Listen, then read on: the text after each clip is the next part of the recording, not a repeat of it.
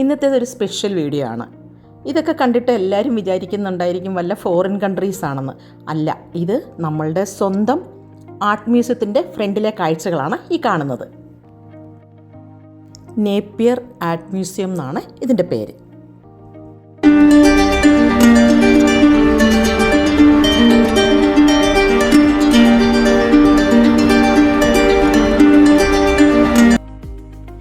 ഇത് നമ്മുടെ തിരുവനന്തപുരം നഗരത്തിൻ്റെ ഹൃദയഭാഗത്ത് പ്രധാന ആകർഷണമായി നിലകൊള്ളുന്ന ഒരു മ്യൂസിയമാണ്. ഇത് എത്ര പേർക്ക് അറിയാം എന്നുള്ളത് എനിക്കറിയില്ല, എങ്കിലും അറിയാൻ വയ്യാത്ത ധാരാളം ആൾക്കാരുണ്ട്. ഇതിൻ്റെ എൻട്രൻസാണ് ഈ കാണുന്നത്. നമ്മൾ കയറി പോകുമ്പോൾ തന്നെ ഇതിൻ്റെ ഫ്രണ്ടിൽ വേലുത്തമ്പി ദളവയുടെ ഉടവാളാണ് കാണുന്നത്.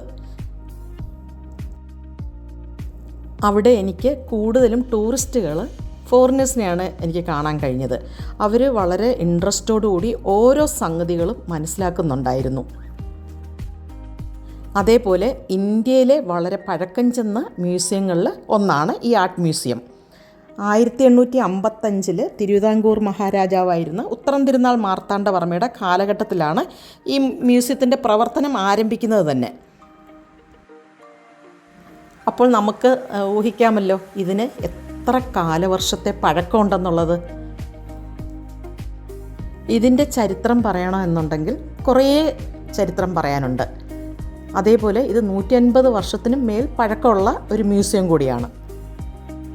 നേപ്പിയർ പ്രഭുവാണ് ഈ മ്യൂസിയത്തിൻ്റെ രൂപരേഖ തയ്യാറാക്കിയത്. കല്ലറകളുണ്ടാവും, കല്ലിൽ തന്നെ കൊത്തി ഉണ്ടാക്കി അകത്ത് മനുഷ്യൻ അടക്കുന്നത് ദേശീയ തന്നെ കല്ലറകളുണ്ടാക്കിയാലും. പിന്നെ അതുപോലെ തന്നെ ഈ മുനിയറകൾ നോക്കും, കല്ലിൽ തന്നെ ദ്വാരങ്ങളുണ്ടാക്കി അതിനകത്ത് ഹൃദയം തല്ലി. ഇപ്പോൾ ക്രിസ്ത്യാനികൾ ചെയ്യുന്ന സെല്ലാറ്, അത് കല്ലറ, അതിന് മുനിയറകളെന്നാണ് പറയുന്നത്. പിന്നെ മനുഷ്യനെ തന്നെ മനുഷ്യൻ ദഹിപ്പിച്ചതിന് ശേഷം പക്ഷികൾക്കും ഒക്കെ തിന്നാൻ കൊടുക്കും. ഇന്നും പാഴ്സി വിഭാഗക്കാർ ഒരു വലിയൊരു മലയുടെ മുകളിൽ കൊണ്ടുപോയി എന്നിട്ട് ആ ദേഹമെല്ലാം അവർ എവിടെയെങ്കിലും അടക്കുന്ന ഇതിന് എല്ലുകളൊക്കെ അങ്ങനെ ഒരു വിഭാഗം. അങ്ങനെ മുമ്പ് കാലം അന്ന് അക്കാലങ്ങളിൽ അന്ന് മനുഷ്യനെ പുനർജന്മത്തിൽ വിശ്വസിക്കുന്നു. മനുഷ്യൻ മരിച്ചിരുന്നാലും മനുഷ്യന് പുനർജന്മമുണ്ട്. അപ്പോൾ പുനർജന്മം ഉണ്ടെങ്കിൽ അവന് ജീവിക്കാനൊരു സ്ഥലം വേണം. ആ സ്ഥലമായിട്ടാണ് നന്നങ്ങാടികളൊക്കെ. അപ്പോൾ അവ ഉപയോഗിച്ചിരുന്ന വസ്തുക്കൾ, ആയുധങ്ങൾ, ആഭരണങ്ങൾ, അവ ഉപയോഗിച്ച് എന്തൊക്കെ വെച്ചിരുന്നോ അതെല്ലാം എടുത്തി അവൻ്റെ അസ്ഥികൂട് എടുത്തി ഇതിനകത്ത് അടക്കം ചെയ്തതിന് ശേഷം മനുഷ്യനെ ഒരുമിച്ചല്ല വയ്ക്കുന്നത്. നമ്മുടെ ശരീരമെല്ലാം നശിച്ചു പോയതിന് ശേഷം ഉള്ള എല്ലുകൾ മുഴുവൻ അന്ന് കത്തിച്ച് കളയുന്ന പരിപാടിയില്ല. വെയിൽ നിന്നല്ലാതെ നശിക്കുന്നു ഒക്കെ പക്ഷികളിൽ നിന്നും അങ്ങനെ ഉണ്ടെങ്കിൽ അത് വെച്ചതിന് ശേഷം അവൻ എന്തൊക്കെ ഉപയോഗിച്ചിരുന്നു, അയാൾ എന്തൊക്കെ ഉപയോഗിച്ചു എല്ലാം വെച്ച് ഇതിനകത്ത് വെച്ച് അടച്ചിട്ട് ഇതിന് വേണ്ടിയൊരു കല്ല് വയ്ക്കുക. അതിന് മേശക്കല്ലെന്നാണ് പറയുന്നത്. ആ മേശക്കല്ലിൻ്റെ മുകളിലൊരു ദ്വാരമുണ്ട്. ആ ദ്വാരത്തിലൂടെയാണ് ആത്മാവ് വരികയും പോവുകയും ചെയ്യുന്ന സങ്കല്പം. ആർട്ട് മ്യൂസിയത്തിൽ വർക്ക് ചെയ്യുന്ന സ്റ്റാഫ് നന്നങ്ങാടി എന്താണെന്നുള്ളതിന് എക്സ്പ്ലെയിൻ ചെയ്ത് തരികയായിരുന്നു. അപ്പോൾ അതിനെക്കുറിച്ച് ആർക്കെങ്കിലും അറിവുണ്ടോ? ഈ വീഡിയോ കാണുന്നവർക്ക് ആർക്കെങ്കിലും അതിനെക്കുറിച്ച് അറിയുകയാണെന്നുണ്ടെങ്കിൽ കമൻറ്റ് ചെയ്യുക.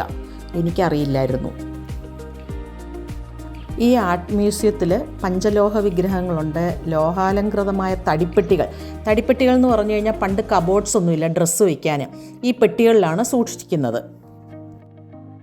അതേപോലെ തടിയിലും ദന്തത്തിലും കടഞ്ഞെടുത്ത ശില്പങ്ങൾ, പിന്നെ എണ്ണത്തിരി വിളക്കുകൾ, ഇങ്ങനെ എല്ലാം അവിടെ പ്രദർശിപ്പിച്ചിട്ടുണ്ട്.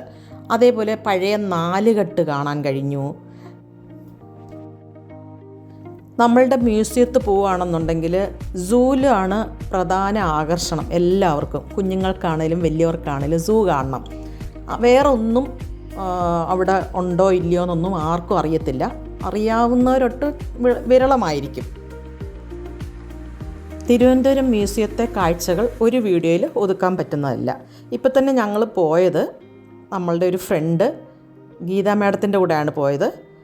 പുള്ളിക്കാരി അഡീഷണൽ സെക്രട്ടറി ആയിട്ട് റിട്ടയർഡ് ചെയ്തതാണ്. Thank you Geetha madam. എല്ലാവർക്കും ഈ വീഡിയോ ഉപകാരപ്രദമായിരിക്കുമെന്ന് വിചാരിക്കുന്നു. അടുത്ത ഒരു വീഡിയോ ആയിട്ട് വരുന്നതുവരെ ബൈ.